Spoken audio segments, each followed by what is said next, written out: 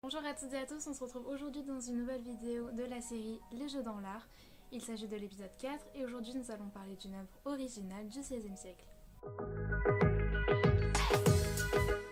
Alors pour vous mettre dans le contexte, le XVIe siècle c'est la Renaissance, donc plus précisément dans ce tableau la Renaissance nordique et flamande, et pour poser une date nous pourrons dire 1500 à 1584. L'œuvre s'appelle Les Jeux d'enfants et elle a été faite par Peter Bruegel l'Ancien ou Pierre Bruegel l'Ancien en français. Alors pourquoi j'ai choisi cette œuvre? J'ai choisi cette œuvre car la première fois que je l'ai vue, j'ai eu un sentiment assez étrange. Je la trouvais un peu particulière et elle me faisait même un peu peur. Il y a beaucoup de détails à trouver, de choses à observer et à comprendre dans ce tableau.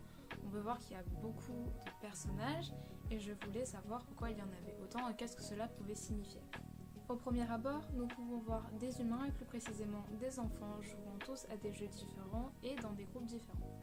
C'est d'ailleurs le sujet de l'œuvre qui porte sur les occupations des enfants qui est donc principalement le jeu.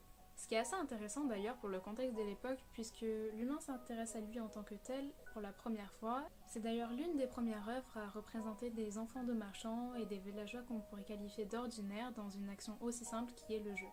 Ici, nous pouvons compter environ 80 jeux pour 200 enfants et d'ailleurs certains jeux sont encore pratiqués aujourd'hui comme Colin-Maillard ou Saute-Mouton.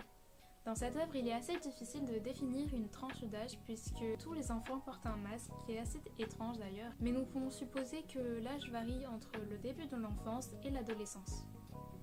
Les enfants présents dans cette œuvre sont tous très impliqués dans leur jeu et selon plusieurs sources, cette expression et cette concentration portée à l'activité seraient similaires à l'intention que les adultes portent à leur tâche, ce qui pourrait ainsi montrer l'importance du jeu pour les enfants. Il se pourrait qu'une autre intention dans cette œuvre soit cachée, ce serait celle de représenter l'humanité et ses tâches. L'humanité est très attentive sur ces tâches qui pourraient paraître insensées, elle est donc comparée aux jeux d'enfants, comme par exemple Colin-Maillard où il suffit de se bander le visage pour trouver les personnes autour de nous. Honnêtement, je n'ai pas vraiment su choisir entre la métaphore et la comparaison, puisque les adultes sont comparés à des enfants, mais les enfants représentent les adultes dans leurs tâches.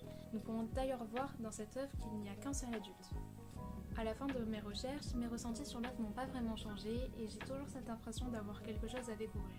Alors maintenant que nous avons fini la signification de l'œuvre, nous pouvons passer aux détails extérieurs. Alors le tableau est une hulle sur bois, plus précisément sur du chêne. C'est un tableau qui se trouve au Kunsthistorisches Museum à Vienne. C'est une œuvre qui date des années 1560. Elle mesure 116 cm sur 161 cm. Elle est donc de forme rectangulaire. Dans cette œuvre, les couleurs sont réelles et nuancées. La source de lumière est le soleil, elle est donc naturelle. On peut également voir qu'il y a beaucoup de contrastes et de jeux de lumière dans cette œuvre. C'est une œuvre figurative, le style est simplifié et représente un plan d'ensemble sur une scène de vie de plusieurs figures dynamiques. Les éléments sont vus selon un angle de niveau particulier. En effet, l'angle n'est pas en plongée mais il est assez haut pour permettre de voir cet ensemble sur la scène. Nous pouvons voir une ligne d'horizon, le point de fuite et la taille des éléments contribuent à cet effet de profondeur que nous voyons. Pour finir, la touche de l'artiste dans cette œuvre est visible puisqu'en regardant ses autres œuvres, vous pourrez comparer et retrouver les similarités.